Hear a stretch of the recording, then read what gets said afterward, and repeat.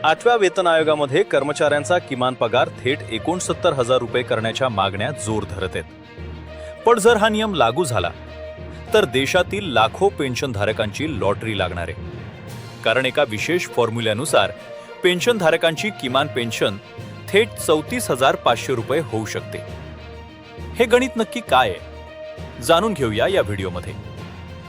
केंद्रीय पेन्शनच्या नियमानुसार सेवानिवृत्त कर्मचाऱ्याची पेन्शन ही त्याच्या शेवटच्या मूळ पगाराच्या 50% इतकी निश्चित केली जाते। सध्या 7व्या वेतन आयोगानुसार देशात किमान मूळ पगार 18,000 रुपये आहे। त्यामुळे किमान पेन्शन 9,000 रुपये मिळते। पण 8व्या वेतन आयोगात जर फिटमेंट फॅक्टर वाढवून किमान मूळ वेतन 69,000 रुपये झाले तर पेन्शनच्या 50% सूत्रानं हे गणित थेट 34,500 रुपयांवर पोहोचेल। म्हणजेच पेन्शनमध्ये तब्बल 25,500 रुपयांची घसघशीत वाढ पाहायला मिळू शकते। 8व्या वेतन आयोगाच्या नव्या प्रस्तावानुसार किमान पगार 69,000 रुपये झाल्यास किमान पेन्शन होईल 34,500 रुपये।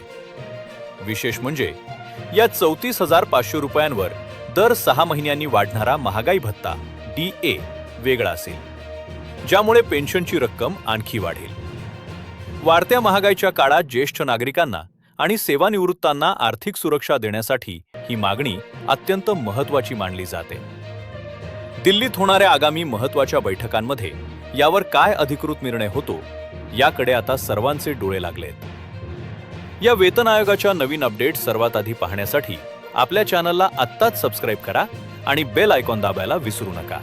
धन्यवाद।